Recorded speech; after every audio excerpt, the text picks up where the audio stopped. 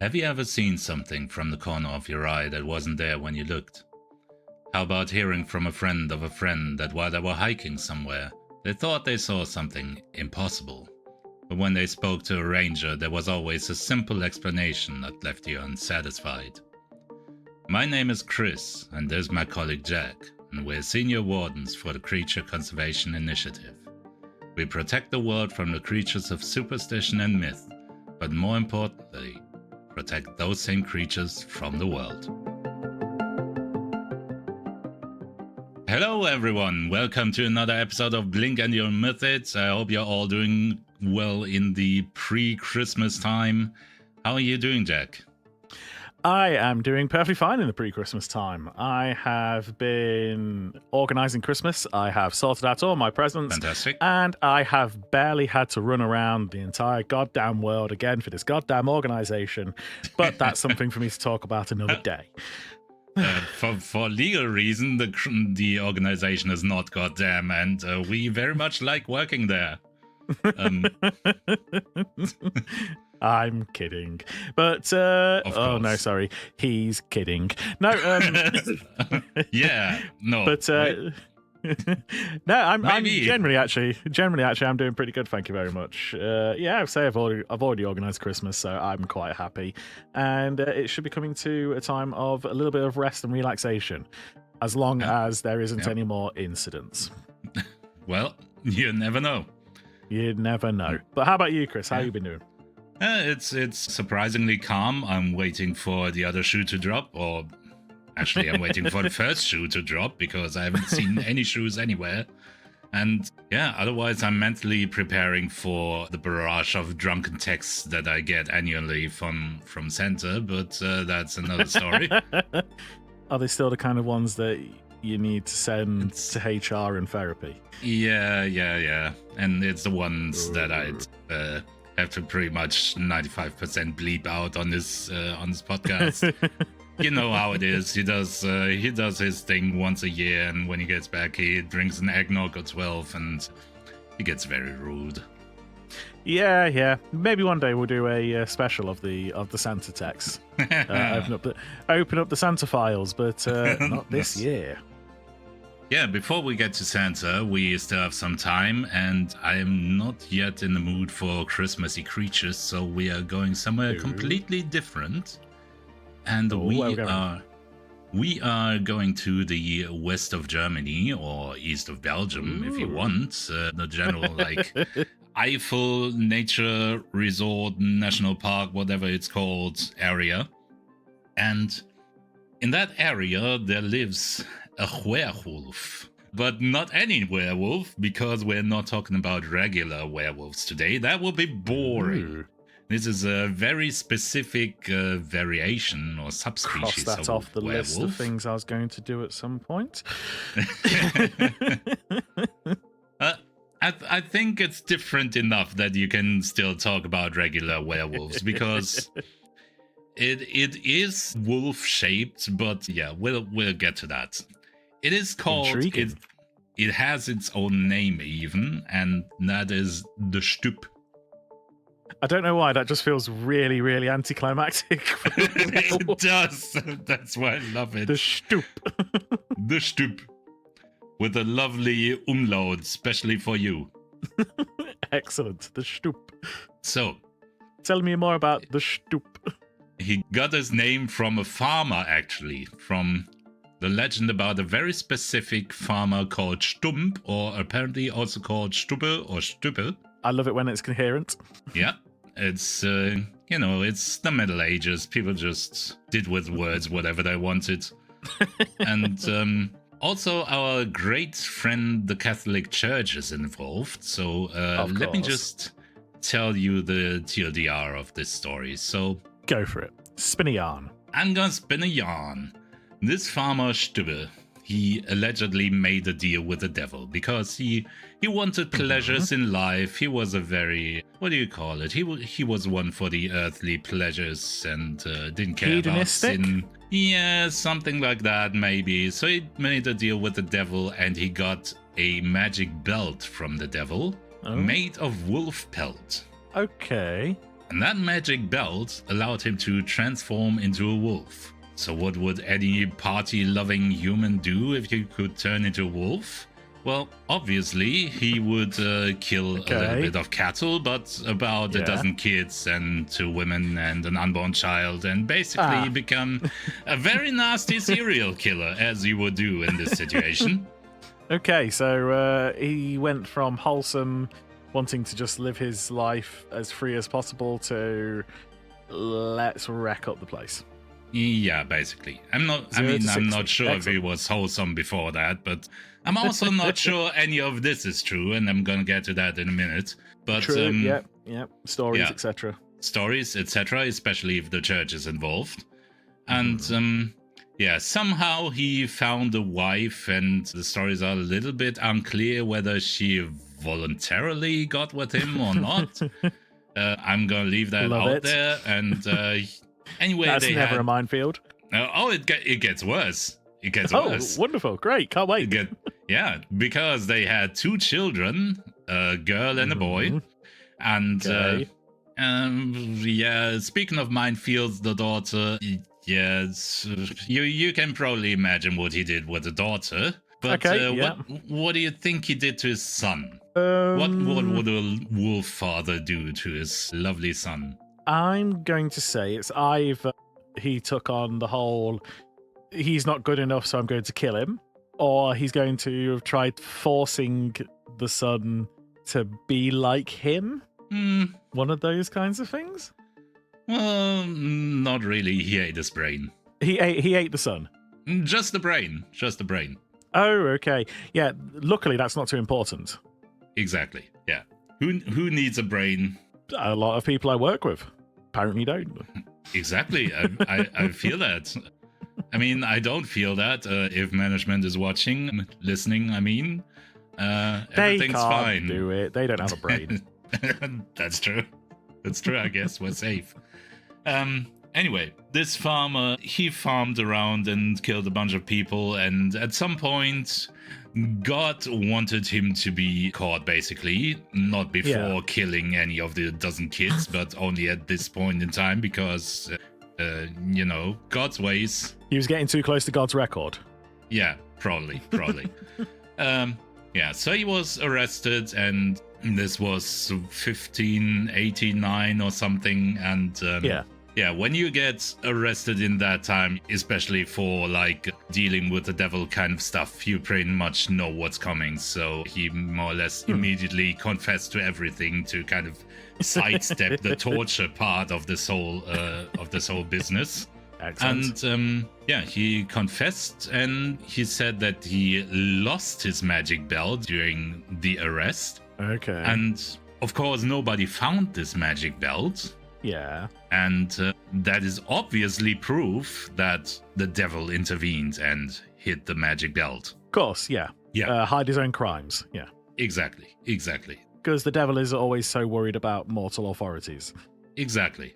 It's the perfect evidence, really, not finding a belt. So the entire family was executed. I'm not sure why the wife and daughter, probably just by, being related to him in any way. So guilty by association. That's kind of common back then. Yeah.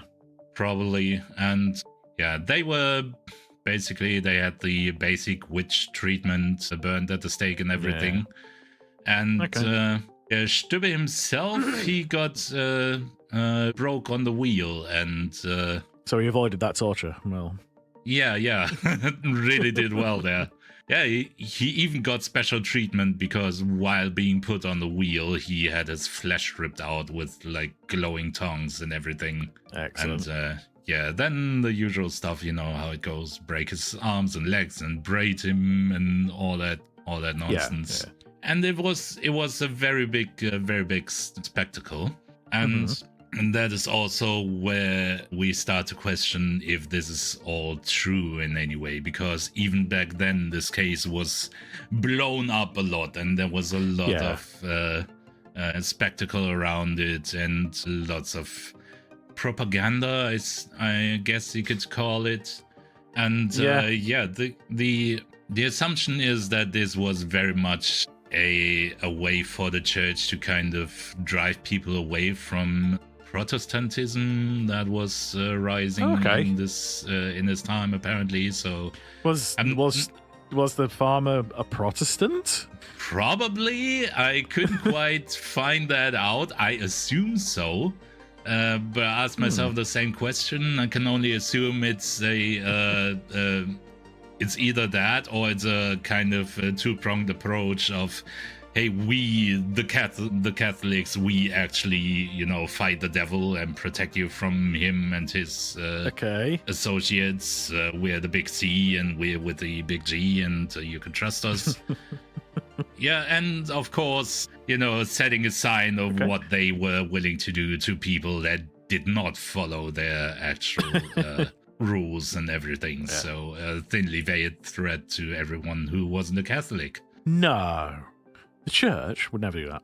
Yeah, it's call me surprised. But so take this entire story with a grain of salt. There is some kernel of truth somewhere there, probably, but how big that kernel is, I couldn't say. And was he even a werewolf? Who knows?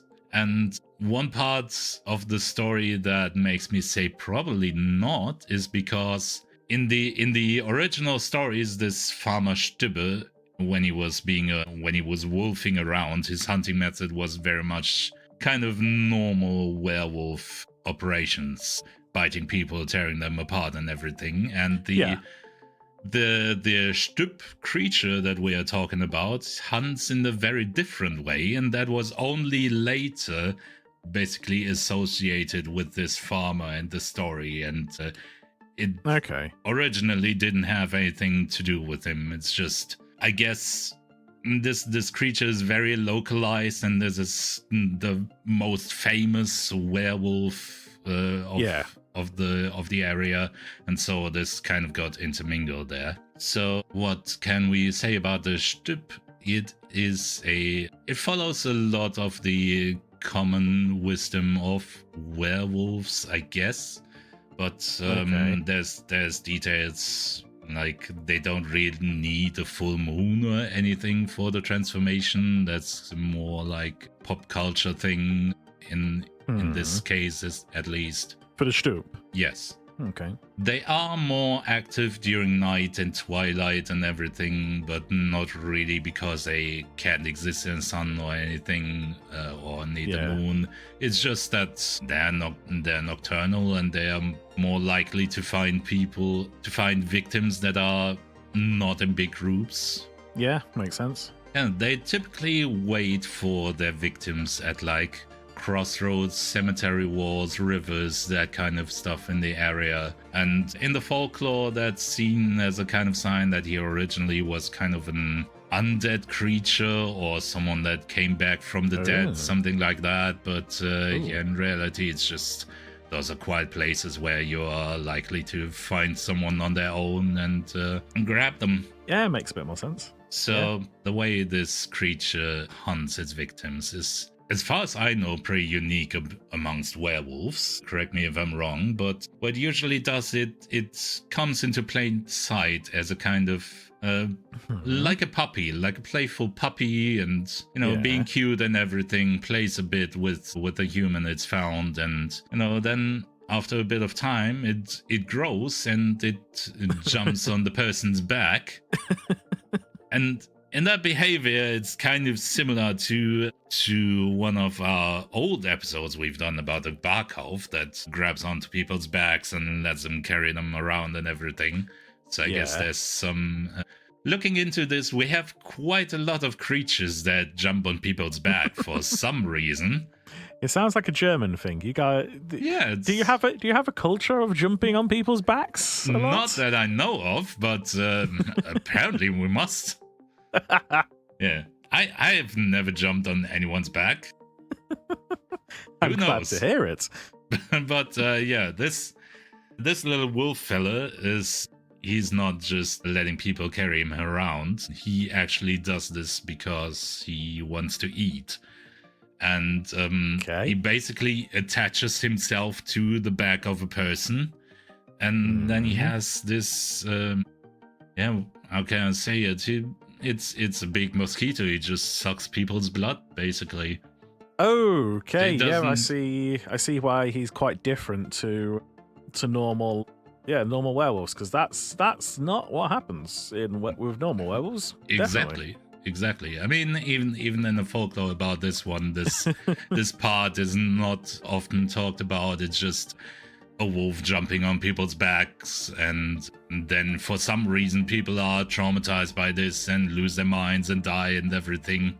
But yeah, the reason why this actually affects people is because it bites them and it injects a kind of venom that induces panic, and over time it affects your mind. And yeah, and then it's basically, if it's untreated, it's basically a question of time whether it kills you, or maybe we've seen a lot of cases where people just got so mentally ill and tortured by this drug that they committed suicide.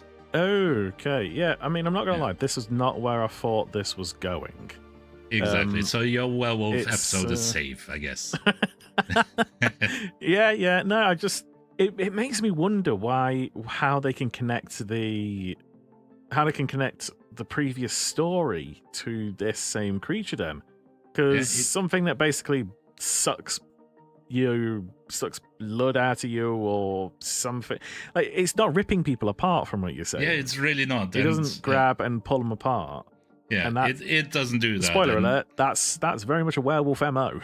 Exactly. And in the original story about this farmer, that was also his MO. So yeah, that's why I'm saying this kind of behavior of jumping on people and everything, that only got attached to this farmer later on. Yeah. So this just some weird folklore evolution of naming things, and just a coincidence, I think. Yeah, sounds it. Yeah. So, just to mention this, victims do not turn into any form of werewolves from this. There's actually a kind of new-ish concept in folklore and pop culture, as far as I can tell.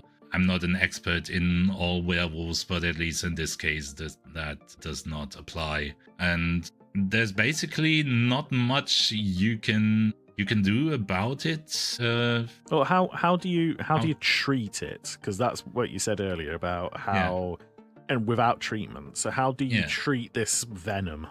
Basically, it isn't very obvious that you have been bitten or injected with anything at all. So that part is missing from pretty much all of the stories, and there's really no natural treatment. We in the CCI today, we have developed anti-venoms and everything because we know what we're dealing with. But yeah, back in the day, people just, after they've been attacked by a creature like that, they went a little bit kooky, and people thought, they must be so changed by this event and they are going crazy, and yeah, so oops, somehow they suddenly died. Must have been their mind being broken too bad. And basically, traditionally, if you were attacked by one of these creatures, nobody knew what to do, or that they even had to do anything, and you would just die.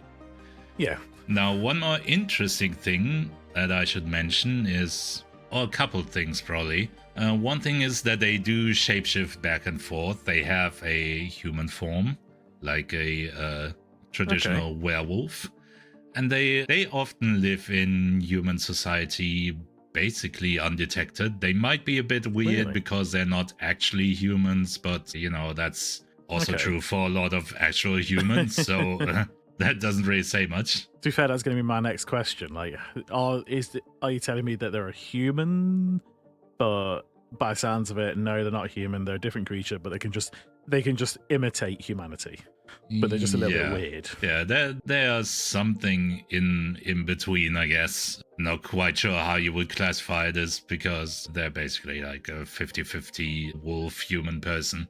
Shapeshifter, basically. Yeah, shapeshifter. Who knows what their actual true form is? Yeah, who knows? Probably they're secretly cat, just don't want to admit it. But A more important thing that I wanted to mention is that this whole blood-sucking endeavor is not mandatory for them. So they have this instinct and they get nutrition from it and everything, but Okay.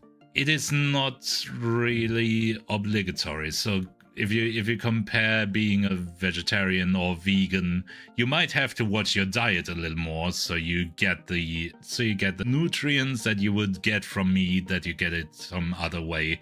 It's basically the same way here. So they don't need the blood, they would just have to watch their diet a little bit, which is why we stamp down on this behavior pretty hard, because A, it's not necessary, and B, it's very possibly lethal. So yeah, makes sense. We don't really support them being like that. And you could probably discuss if it's okay to push your non-human vegan diets on other creatures. I don't know, but yeah, we don't like to be eaten, so yeah. So it's a case of it's not actually necessary. They just do it because of instinct, not fun. Yeah, pretty much. It's instinct, and it's probably tasty. So I have to ask. Yeah. Are there people who are in the know who want to get loopy and high? Look, officially. Okay, I think I'm going to enjoy the story. Officially, I probably shouldn't say anything about this because it's very dangerous, and honestly, it's not a great experience, but in reality, people get high on all kinds of stuff, so... I mean, someone will smoke what they can. Especially if you do have the anti-venom on hand, like some people in the CCI do. I'm not gonna say I've heard of weird office parties, but things happen allegedly. Chris, how have you interacted with these creatures? Not during an office party, and technically I wasn't even on the clock.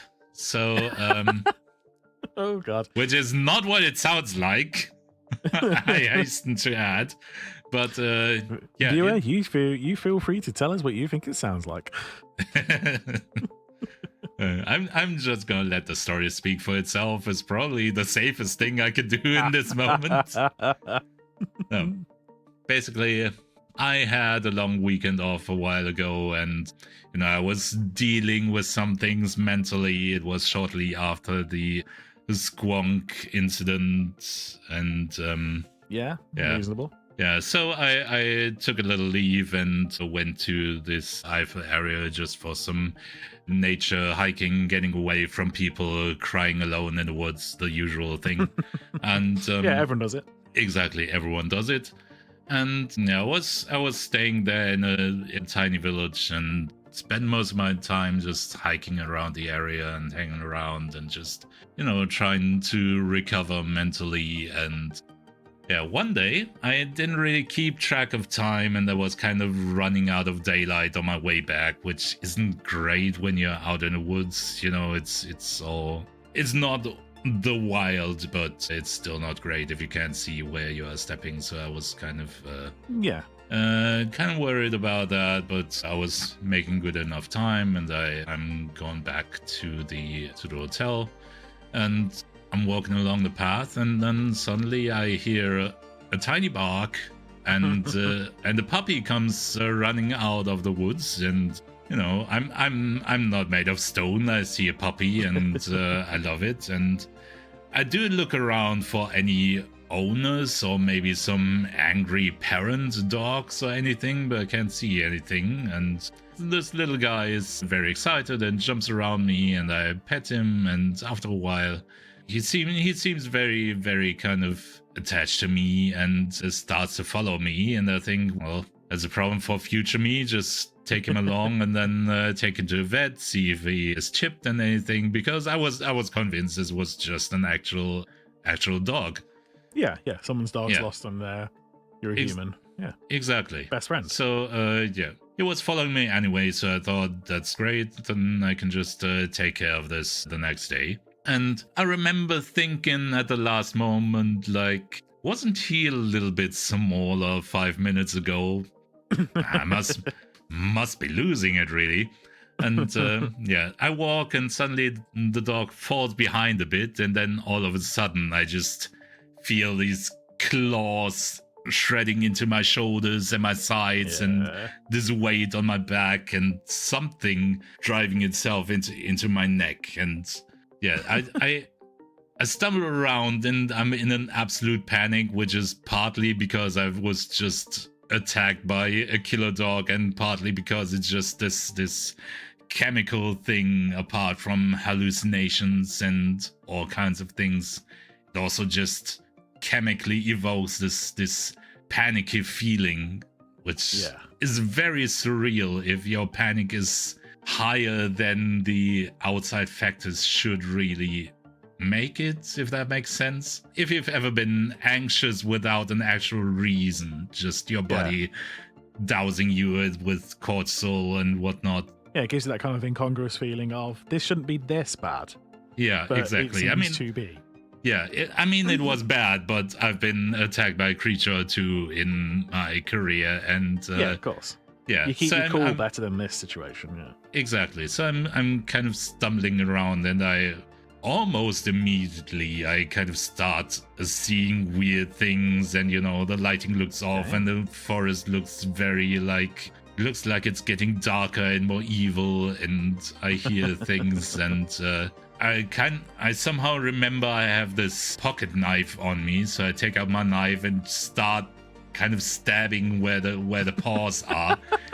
And I also hit myself, but it's enough to it hurts enough apparently that the Stüpp jumps off of me, and in the process kind of pushes me onto the ground. I look around, and it's weird. It was completely surreal, but even now I remember what it looked like, and to me at least, I don't know if it was the actual form or I was just hallucinating it, but it looked like this massive, fearsome wolf creature that was kind of bipedal and snarling at me. And yeah, I was lying there on my back, and it jumped at me and tried to get me again, and we struggled a little bit, and I managed to swipe my knife across its face, basically got its eye, and that was enough to make it run away. Luckily for me, because otherwise that might have ended worse. So it ran away, and I'm there completely delirious, and that's kind of where my memory of this evening starts to slip a little bit. Everything in my vision was kind of swimming around, and somehow I followed the path and managed to make it back to the hotel somehow. Basically just passed out. Yeah. And next morning I wake up and I'm still feeling absolutely miserable. It's not quite as bad as the night before, because it kind of is a peak valley peak situation. So when you tapers off a bit, it's the effect is very extreme immediately after you get this stuff injected into you. Then it kind of tapers off a bit, but then it kind of, as it has an effect on you over the longer term, it kind of ramps up again over the next few days, weeks, however long you make it. So I was feeling miserable, but a little more clear than the night before. But I was still like, I was hearing voices. I checked my bathroom several times to see if there's someone in there. Yeah, sorry, I just stopped over. Yeah, I knew it. That thing in the toilet, not a hallucination. That was you? Should have known. Yeah, but it was bad. I was hearing voices. I was seeing things in corners and shadow people, all that kind of stuff. And I am lucid enough to call HQ, because I knew I encountered something and probably needed some form of help. But as soon as someone answered the phone, it sounded absolutely demonic and horrible, and I immediately hang up in a panic. And yeah, basically I just sat on the bed and tried to keep my shit together. But I mean, luckily, the response, "Why is there a demon on the other end of this phone?" tends to make the HQ go, exactly. Let's investigate. Exactly. Luckily, they did someone to investigate. They sent Warden Gonzalez, who, knocked on my door, and I opened it, and I almost stabbed him, but he was kind of expecting it, so everything went fine. To everything, yeah. Yeah, and we wrestled a bit, as you do amongst colleagues, and eventually injected that's me. a CCI thing. Exactly. It was completely normal, and not because I was high as a kite on the weird stuff. And he injected me with the anti-venom, and within the day I get a little bit better, but I'm still in no shape to like drive myself and everything. This takes a while to really get out of your system, even if you treat it. Yeah, so Gonzalez says he basically has ordered a team here. From what I described to him, it's quite clear what they're dealing with, and he told people to basically come there and deal with it, find this creature and take care of it. And he wants to take me to the closest CCI medical things so I can get further treatment, because it's not just a single thing. It's just I had to be treated for a while. But at this point, I'm, this thing stole a significant amount of my blood, and I felt extremely hungry. I insisted on picking up some food first, at least, before we drive off. And we went to this tiny bakery around the corner, and I had been there the last couple of days to grab some things to eat here and there. And we approached the shop, and at first I see the owner only from the side, but then he kind of turns his head around, and I see he's suddenly wearing an eye patch, and he also has a bandage on his hands. And I kind of duck behind the corner so he doesn't see me. I tell Gonzalez, "Hey, this seems very suspicious." Very, very weird coincidence, and very strange that this guy managed to get the exact same injuries I inflicted on the Stüpp. Exactly. What a weird coincidence. Oh well, carry on. Yeah. So basically, I did the thing where I flashed my badge really quickly at the customers that were inside, so they can't read what it actually says, and told them to GTFO, and the badge that says sex machine, go. Exactly. And Gonzalez was talking to this guy at first, being the good cop, and but as soon as he saw me, he basically said, "Yep, you got me." He didn't try to talk himself out of it. I assume even he knew that it was very obvious, and we arrested him on the spot, and I'm not actually sure what the actual punishment was, but we take this seriously, and I know he was sent to prison, but I don't know for how long and everything. But we have facilities of our own, or others that collaborate with us, because you wouldn't want to send a werewolf to a normal prison that's not prepared for a werewolf. That's a whole nother can of worms. But oh yes, yep. Well, we'll get into those facilities another day. Probably on the werewolf episode, when I finally decide to do that one. Probably. But that's an interesting creature. I mean, I really wasn't expecting it to go down that way. But I have to say, Chris, I have to say, Chris, for someone who doesn't put himself out as bait as much as I do, you really do appear to get attacked, stabbed, bit, scratched, nearly drowned, a hell of a lot more than I do somehow. I'm What can I say? I'm just a natural victim, I guess. Oh my god. Yeah, but speaking of victims, Where do you think people could find other victims to talk to? Maybe. Okay. Yeah. How do we get out of this one without causing any troubles? I don't know. That's your problem. Well, there is a wonderful place called the Blink and Your Mythic Discord where you can come and meet with other former victims who, the moment that they joined the Discord, they became the... I don't want to say... No, I'm not going to say that. I was about to say they became predators. No. Not that way. They became strong individuals and no longer became victims. They became defenders. They became alphas. They became alpha. No, we're not going down that way. I don't know which one's worse, if I'm perfectly honest, saying predators or They became alphas. alpha predators. No, we're stopping that one right there. Join the Discord. You can talk to people. You can suggest creatures. You can get involved. You can ask creatures. us questions. We're not hunting. They are not alphas. They are not predators. They are defenders of the weak and the innocent. We're going to go with that. And if you join, you can be too. Yes, very good, very good. But at the same time, because we need to move on from this section very quickly, what else should they be doing, Chris?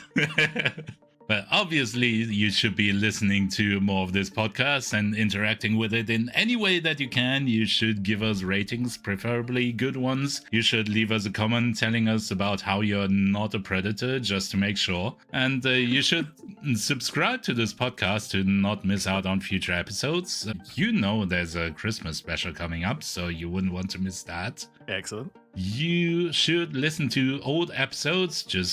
We've been doing this for a while, and there's a bunch of them for you to browse through and just pick anyone that sounds interesting and listen to it. There's no continuity for you to worry about or anything. And the listening minutes and hours and everything, they really help us out. The clicks, we crave the clicks, and so many clicks. So many clicks. And the most important thing probably is that you should make others click. So share the living bejesus out of this podcast. We need as many clicks as you can hear from a predator. Yes, so no, but as in the movie franchise. The movie franchise. Sure. Let's not go with that, but yeah, share this with anyone you know and anyone you're hunting or running away from. It's a great distraction either way, and yeah, just make other people click, make them listen, make them. Let's not say make them, encourage them. Encourage people to join. Encourage them to join the Discord, join the community, join our subscribers, join the sharers, and join the witnesses to the trial. God. Yeah, we're not getting away with this one, are we? Yeah, but before we get too deep into that, I think we should stop digging this hole, and if there's nothing left to say, I will say thank you for listening so much. You are fabulous for doing that. I love you, and I want to bear your children as soon as science finds a way to do so. And goodbye. I didn't know we could get any weirder. Goodbye.